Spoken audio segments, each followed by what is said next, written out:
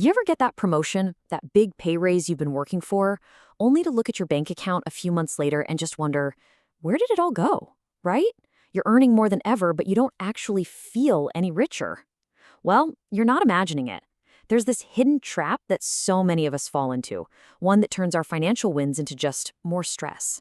It's called lifestyle inflation, and today we're going to break down exactly how it works and, more importantly, how you can get out of it.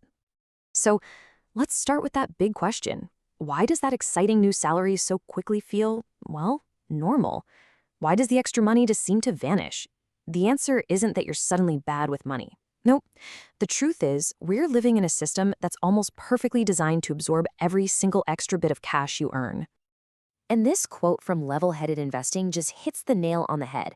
This isn't really about the occasional fancy coffee or a dinner out. It's about the big stuff. It's about how the upgrades we make, the nicer car, the bigger flat, the premium TV package, quietly go from being a one-time treat to a permanent, non-negotiable bill that shows up every single month. They become the new baseline. And that slow, almost invisible increase in our spending, we can call that the upward drift.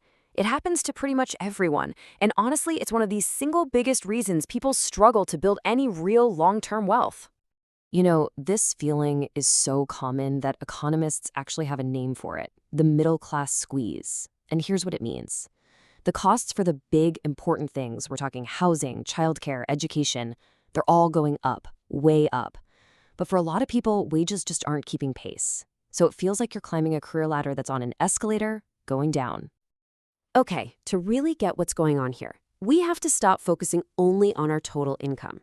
Instead, we need to look at something way more important, and that is your financial slack.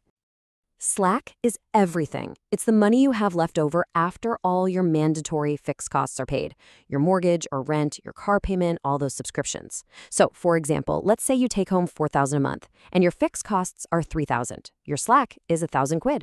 But then you get a raise, you get a bigger mortgage, and your fixed costs jump to $3,800. Suddenly, your slack is just $200.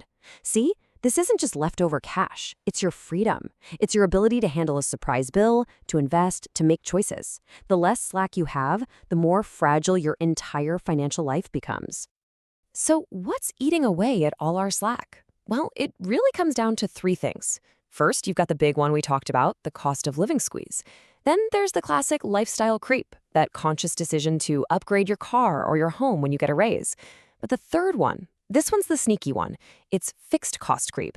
This is all those little recurring payments, streaming services, gym memberships, those buy now, pay later plans that quietly add up and become a huge drain.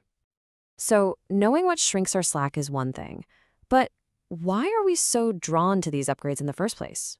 Why do we do it, even when we kind of know it's a trap? Well, the answer has a lot to do with how our brains are wired. Let's talk about something called the hedonic treadmill. It's this fascinating and honestly kind of frustrating part of being human.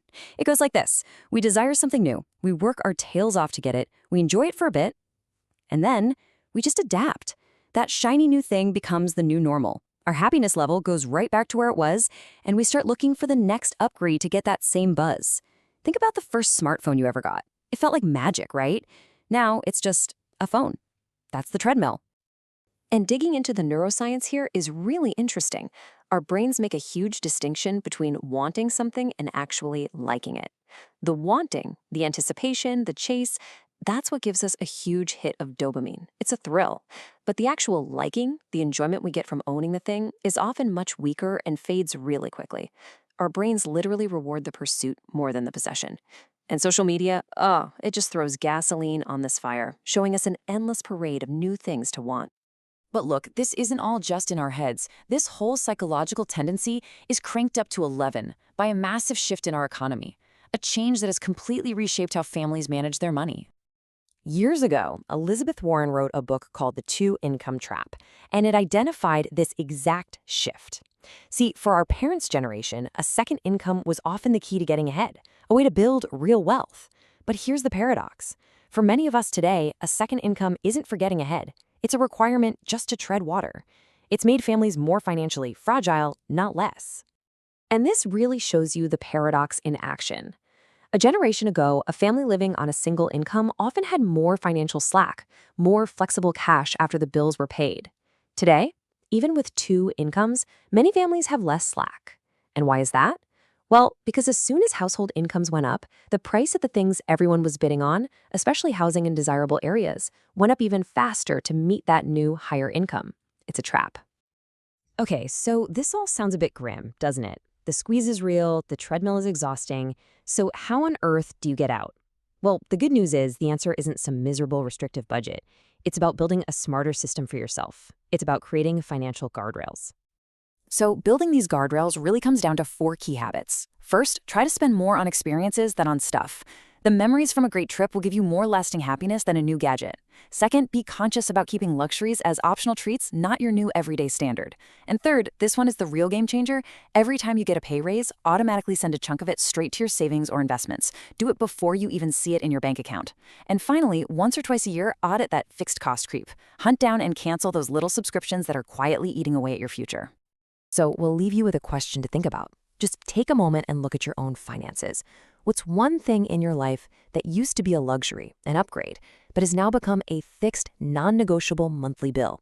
Just identifying it, that's the very first step to taking back control of your financial life.